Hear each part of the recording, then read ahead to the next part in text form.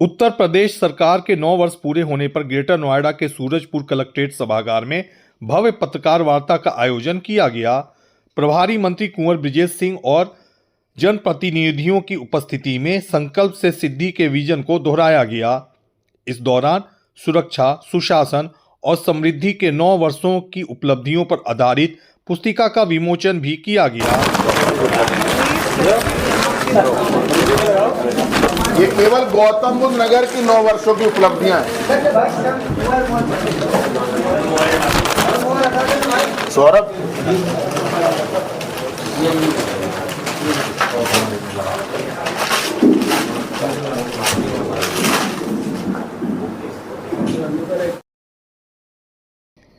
इस मौके पर प्रभारी मंत्री कुंवर ब्रिजेश सिंह ने मीडिया से रूबरू होते हुए कहा कि डबल इंजन सरकार के नेतृत्व में विकास की रफ्तार अभूतपूर्व रही है और प्रदेश निरंतर प्रगति की ओर अग्रसर है। यशस्वी प्रधानमंत्री माननीय नरेंद्र मोदी जी के मार्गदर्शन में और उत्तर प्रदेश सरकार के यशस्वी मुख्यमंत्री योगी आदित्यनाथ जी के नेतृत्व में उत्तर प्रदेश की सरकार ने नवनिर्माण के 9 वर्ष पूर्ण कर लिए हैं। इस उपलक्ष्य में आज की इस पत्रकार वार्ता में मेरे साथ उपस्थित हमारे विधायक जेवर धीरेन्द्र सिंह जी, हमारे विधायक दादरी तेजपाल सिंह नागर जी, विधान परिषद के सदस्य नरेंद्र सिंह भाटी जी, हमारे दोनों जिलाध्यक्ष गौतम बुद्ध नगर अभिषेक शर्मा जी, महानगर के सम्मानित अध्यक्ष महेश चौहान जी, हमारी इस जनपद की जिलाधिकारी मेधा रूपम जी, पार्टी के अन्य कार्यकर्ता बंधु और आप सभी मेरे पत्रकार मित्रों और छायाकार बंधु, आप सब जानते हैं कि एक बदहाल व्यवस्था में उत्तर प्रदेश आज 9 वर्ष पूर्व प्रदेश के मुख्यमंत्री योगी आदित्यनाथ जी को मिला था। परंतु जब किसी व्यक्ति के अंदर काम करने की इच्छा शक्ति होती है, परिवर्तन को करने की धलक रहती है, तो उसके परिणाम साफ झलकते हैं। सबसे पहले उत्तर प्रदेश की 25 करोड़ जनता की सेवा का जो संकल्प प्रदेश की जनता ने भारतीय जनता पार्टी को सौंपा था, उसके लिए जनता जनार्दन और भारतीय जनता पार्टी के देवतुल्य कार्यकर्ताओं के प्रति हम लोग आभार व्यक्त करते हैं। 2017 में प्रदेश ने एक नई विकास की यात्रा प्रारंभ की और जिस प्रदेश को एक बीमारू प्रदेश, दंगा युक्त प्रदेश, माफिया प्रदेश कहा जाने लगा था, उस प्रदेश में आमूल चूल परिवर्तन माननीय मुख्यमंत्री योगी आदित्यनाथ जी के सत्ता संभालने के बाद हुए। आज हम बड़े गर्व के साथ कह सकते हैं कि आज का उत्तर प्रदेश नया भारत का नया उत्तर प्रदेश है। जिस प्रकार प्रधानमंत्री नरेंद्र मोदी जी के नेतृत्व में भारत ने एक विकसित भारत के सपने की उड़ान को अपने अंतिम लक्ष्य तक प्राप्त करने की ओर बढ़ रहा है, उसी प्रकार यही उत्तर प्रदेश जिसके बारे में आम जनमानस की धारणा बदल गई थी, उस पूरे धारणा को परिवर्तित करने का काम प्रदेश के मुख्यमंत्री योगी आदित्यनाथ जी के नेतृत्व में हुआ है। 9 वर्षों में यदि कोई सबसे बड़ी उपलब्धि हम कहें, इस प्रदेश को 1 डिस्ट्रिक्ट 1 माफिया के नाम से जाने लगा था। इस प्रदेश को लोग माफियाओं का प्रदेश कहने लगे थे। इस प्रदेश के बारे में लोगों की धारणा ये बन गई थी कि ये अब अपने आर्थिक संकट और अपनी जो बीमारी ग्रस्त ऋणग्रस्त नीति है उससे बाहर नहीं आ पाएगा।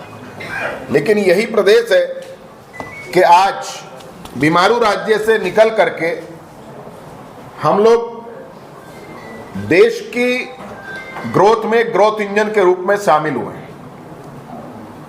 2017 में सबसे बड़ी चुनौती कानून व्यवस्था की थी। प्रदेश के अंदर एक जिला एक माफिया का कंसेप्ट था। मुख्यमंत्री जी की जीरो टॉलरेंस नीति के नाते अब पूरे प्रदेश के अंदर, यदि उनके शब्दों में कहूं जो वो बोलते हैं आजकल कि नो कर्फ्यू नो दंगा, और यूपी में सब चंगा ही चंगा। आज माफियाओं का प्रदेश, जिस प्रदेश को कहा जाता था आज उसको महोत्सव प्रदेश के रूप में जाना जाता है।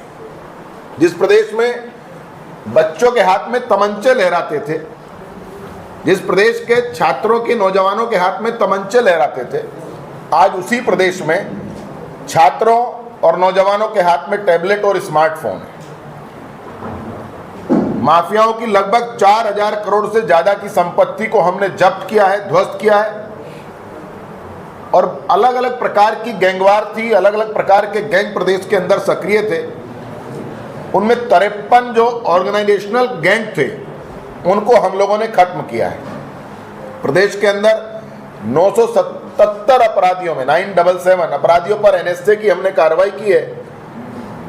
और जब मैंने कहा कि किसी भी व्यवस्था को परिवर्तन के लिए हर चीज में परिवर्तन दिखाना पड़ता है। उत्तर प्रदेश के अंदर भर्ती होती थी, भर्ती में क्या क्या किस प्रकार से भर्ती होती थी, किन चुनिंदा जिलों के लोगों की भर्ती होती थी, आप सबने देखा, इसको बताने की आवश्यकता नहीं है। 2.19 लाख पुलिसकर्मियों की हम लोगों ने भर्ती की है। यूपी 112 का जो रेस्पॉन्स टाइम 2016 में 1 घंटे था, आज वो घट के 6 मिनट रह गया। और कानून व्यवस्था का ही, अच्छी कानून व्यवस्था का ही परिणाम है कि आज निवेश का सबसे बड़ा हब यदि कोई बना है तो वो उत्तर प्रदेश बन रहा है। उसके बहुत से उदाहरण आपके सामने हैं। हम लोगों ने ग्लोबल इन्वेस्टर समिट किया, कई लाख करोड़ के प्रस्ताव हमें प्राप्त हुए। उन प्रस्तावों पर हम लोग 2 ग्राउंड ब्रेकिंग सेरेमनी कर चुके हैं, तीसरी की तैयारी है। अभी माननीय मुख्यमंत्री जी ने 2 देशों का दौरा किया, वहाँ के बहुत बड़े बड़े इन्वेस्टर, उनके साथ एमओयू साइन हुए। वो भी उत्तर प्रदेश में आकर के अपने उद्योग लगाने की ललायत हैं। और जिस जनपद के अंदर मैं बैठ के वार्ता कर रहा हूँ, मेरे लिए और सौभाग्य की बात है कि यहाँ के जनप्रतिनिधियों को भी मैं बधाई देता हूँ कि विशेष रूप से गौतम बुद्ध नगर जनपद उन सब इन्वेस्टर्स की भी पहली पसंद है। और पहली सेमीकंडक्टर यूनिट अभी मात्र 1 माह भी नहीं हुआ है, देश के प्रधानमंत्री जी ने उसका शिलान्यास किया, वो भी इसी नोएडा के अंदर लग रही है। हम लोगों ने अलग अलग 9 सेक्टर डिवाइड किए थे जब हम लोगों ने बदलाव की, परिवर्तन की बात की थी। अब से पहले जो सरकारें थी उनके एजेंडे में प्रदेश का गरीब नहीं था, ना देश की सरकारों के एजेंडे में गरीब था, ना प्रदेश की सरकारों के एजेंडे में था। प्रधानमंत्री जी ने देश के अंदर गरीब के दर्द को समझा और उन्हीं की नीति पे चलते हुए प्रदेश के मुख्यमंत्री योगी आदित्यनाथ जी ने भी गरीब के दर्द को समझा। और आज हमारी सरकार का मूल मंत्र है हर जरूरतमंद को लाभ और बिना किसी भेदभाव के। आज हम 15 करोड़ लोगों को मुफ्त राशन दे रहे हैं, 6 करोड़ लोग गरीबी की रेखा से बाहर आए हैं। ये नीति आयोग की रिपोर्ट कहती है। इस पर बहुत से लोग सवाल करते हैं, लेकिन ये नीति आयोग की रिपोर्ट के आधार पर मैं बोल रहा हूँ।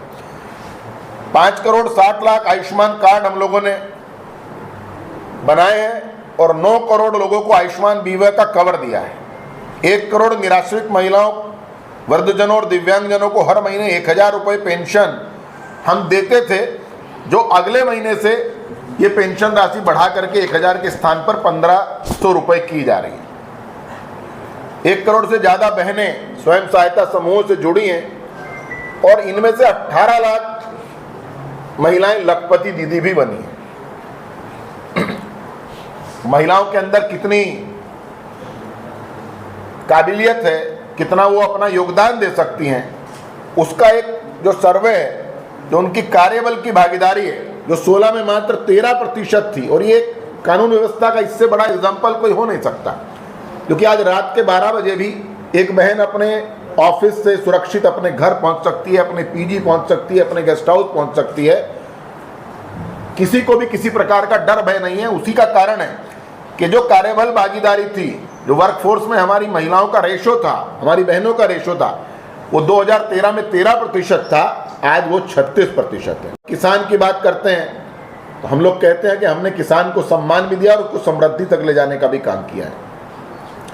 गन्ना मूल्य भुगतान, हम लोग पश्चिम में बैठे हैं, यहाँ की मेन क्रॉप गन्ना है।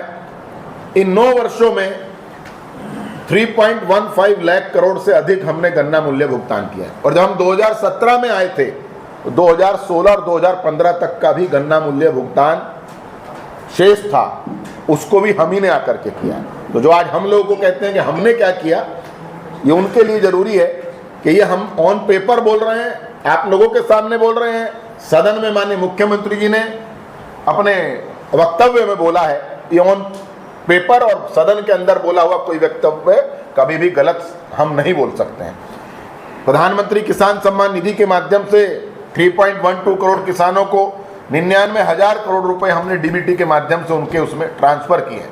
युवा की जब हम बात करते हैं, बिना किसी भेदभाव के संपूर्ण पारदर्शिता के साथ चुनौती देते हुए हम इस बात को कहते हैं कि इन 9 वर्षों में 9 लाख से अधिक सरकारी नौकरियां हम लोगों ने दी हैं। और इन 9 लाख सरकारी नौकरियों में प्रदेश के किसी भी मंत्री पर, प्रदेश के किसी भी जनप्रतिनिधि पर 9 पैसे का भी कोई आरोप नहीं लगा सकता। ये हम विपक्षियों को चुनौती दे करके कहते हैं। लगभग 50 लाख के करीब टैबलेट और स्मार्टफोन हम लोगों ने वितरित किए हैं। मैंने पहले ही बताया कि जब हम 17 में आए थे तो प्राइमरी स्कूल्स की हालत बहुत खराब थी, चाहे उनकी वेशभूषा को लेके हो, चाहे उनका इंफ्रास्ट्रक्चर को लेके हो। आज हमारे सभी प्राइमरी स्कूल स्मार्ट बन रहे हैं। हमारे हर कमिश्नरी में एक हमारा विश्वविद्यालय है। और माननीय मुख्यमंत्री जी कहते हैं कि प्रदेश का अब युवा नौकरी खोजने वाला नहीं, नौकरी देने वाला बन रहा है। अनेकों ऐसे स्टार्टअप्स हैं जो प्रदेश के युवा यहाँ चालू कर रहे हैं और जो नौकरी मांगते थे आज वो नौकरी देने का काम कर रहे हैं। जब हम प्रदेश के अंदर इंफ्रास्ट्रक्चर की बात करते हैं, 2017 में मात्र 2 एक्सप्रेसवे थे, केवल 2। आज हम 22 की ओर अग्रसर हैं। उनमें से बहुत से एक्सप्रेसवे तैयार भी हो चुके हैं। 22 पे हमारा मतलब 22 टोटल हो जाएंगे हमारे जो काम चल रहे हैं। गंगा एक्सप्रेसवे मेरठ से प्रयागराज तक का लगभग 98% काम कंप्लीट हो चुका है। ऑलमोस्ट अब तो 100 हो चुका है। मैं पिछले महीने की बता रहा हूं आपको, और किसी भी दिन उसका भी हम लोकार्पण कर सकते हैं। एयरपोर्ट 2 थे, आज 16 हैं। 16 में से 8 निर्माणाधीन है, 16 संचालित है। और मुझे बताते हुए खुशी है कि हम जिस जनपद में बैठे हैं, यहीं की उसी जनपद में सबसे बड़ा एयरपोर्ट जेवर इंटरनेशनल एयरपोर्ट, हमारे जेवर के विधायक बैठे हैं। उनकी विधानसभा में जेवर में 28 तारीख को देश के यशस्वी प्रधानमंत्री उस जेवर एयरपोर्ट का लोकार्पण करने जा रहे हैं। जेवर एयरपोर्ट के बनने से आसपास के लगभग 5 से 10 जनपदों के अंदर एक रोजगार के नए अवसर पैदा होंगे। अनेक प्रकार के नौजवानों को काम करने का मौका मिलेगा। आसपास रहने वाले सामान्य किसानों को, सामान्य जनों को, आम जन जो जीवन है उनका, उसमें वृद्धि देखने का अवसर हम सबको मिलेगा। ये सब अगर संभव हो पाया है तो माननीय प्रधानमंत्री जी के मार्गदर्शन में और मुख्यमंत्री योगी आदित्यनाथ जी के नेतृत्व में आज 7 शहरों में मेट्रो है। और अभी दिल्ली मेरठ के बीच, दिल्ली सराय काले खां से मोदीपुरम तक हम लोगों ने नमो रैपिड रेल के पूरे रूट का लोकार्पण माननीय प्रधानमंत्री जी ने विगत माह किया था। और हम कह सकते हैं कि यूपी अब निवेश के लिए एक सबसे स्मार्ट डेस्टिनेशन बनने की ओर अग्रसर हो चुका है। हम जब संस्कृति और पर्यटन की बात करते हैं तो यदि विगत वर्षों की बात करें तो 156 करोड़ से अधिक टूरिस्ट उत्तर प्रदेश के अंदर आए हैं। और इसी 9 वर्षों की अवधि में हमने कुंभ और महाकुंभ के आयोजन किए हैं। और महाकुंभ के आयोजन में लगभग 60 करोड़ लोग पवित्र संगम में डुबकी लगा करके गए थे। इसको आंकड़ों पर हम लोगों ने दिखाया है और बताया है। और वो संस्कृति और पर्यटन के माध्यम से भी किस प्रकार एक आम व्यक्ति के जीवन में रोजगार और समृद्धि के अवसर पैदा हो सकते हैं, उस समय की बहुत सी ऐसी स्टोरीज हैं जिनको आप सबने भी देखा होगा। जब हम अर्थव्यवस्था की बात करते हैं, आज जो स्टेट का जीएसडीपी है 2017 के 13 लाख करोड़ का था 17 में, आज लगभग 36 लाख करोड़ हो गया है। डबल से ज्यादा हम लोगों ने किया है। और प्रति व्यक्ति आय भी तिगुना हुई है। आज हम लोग एक रेवेन्यू सरप्लस स्टेट बने हैं और आज मुख्यमंत्री योगी आदित्यनाथ जी के नेतृत्व में उत्तर प्रदेश को 2029-30 तक $1 ट्रिलियन की इकोनॉमी बनाने का लक्ष्य हम लोगों ने रखा है। इसके लिए इंफ्रास्ट्रक्चर, उद्योग, कृषि और कौशल विकास पर हम लोग निरंतर काम कर रहे हैं। अलग अलग ग्रुप्स इसमें सीएम साहब ने बनाए हैं, वो सब ग्रुप इसमें मिल करके प्रदेश की इकोनॉमी रेट $1 ट्रिलियन कैसे हो, हमारी इकोनॉमी $1 ट्रिलियन की कैसे हो, उसकी ओर हम सब लोग अग्रसर हैं। यहाँ के सुशासन, जनविश्वास के रहे हैं। आज हम पूरे विश्वास से कह सकते हैं कि प्रदेश बदल नहीं रहा है, बदल चुका है। यह परिवर्तन नीति से नहीं, नेतृत्व से आता है।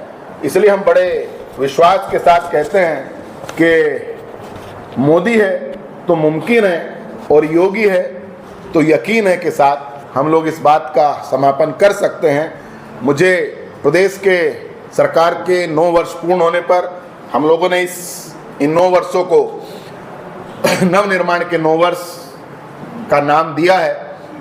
लगातार 26 तक इस 9 दिनों की श्रृंखला में अलग अलग प्रकार की अलग अलग इवेंट्स अलग अलग जगह पर होते रहेंगे। शासन और हमारे लोग जनप्रतिनिधि उनमें सहभागिता करके, आमजन की सहभागिता से उन सबको हम लोग अलग अलग स्थान पे करते रहेंगे। आज के इस अवसर पर मुझे इस जनपद का प्रभारी मंत्री होने के नाते आप सबके सामने इस विषय को रखना था। मुझे अपनी ओर से इतनी ही बात कहनी थी। रोहित प्रियदर्शन, ग्रेनो न्यूज।